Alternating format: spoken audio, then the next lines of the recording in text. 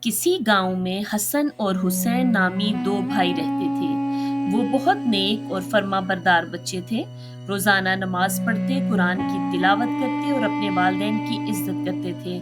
ان کی ماں ہمیشہ انہیں دعائیں سکھاتی اور کہتی، بیٹا، شیطان ہمیشہ انسان کو بہکانے کی کوشش کرتا ہے، مگر جو اللہ کا ذکر کرتا ہے وہ شیطان کے حملے سے محفوظ رہتا ہے۔ ایک دن دونوں بھائی اپنے دوستوں کے ساتھ کھیلنے کے لیے جنگل کے قریب گئے۔ وہاں ایک عجیب سرگوشی انہیں سنائی دی۔ چلو، نماز چھوڑ دو، یہ وقت کھیلنے کا ہے۔ حسن نے فوراً کانپتے ہوئے کہا، حسین، مجھے ایسا لگ رہا ہے کہ کوئی ہمیں نماز چھوڑنے کا کہہ رہا ہے۔ حسین سمجھ گیا کہ یہ شیطان کی چال ہے۔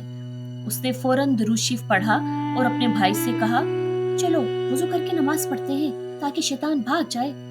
جو ہی دونوں بھائی وضو کرنے لگے، انہیں محسوس ہوا کہ سرگوشیاں غائب ہو رہی ہیں اور فضا میں سکون آ گیا۔ انہوں نے مسجد جا کر نماز پڑھی اور اللہ سے دعا کی، یا اللہ، ہمیں شیطان کی شر سے بچا۔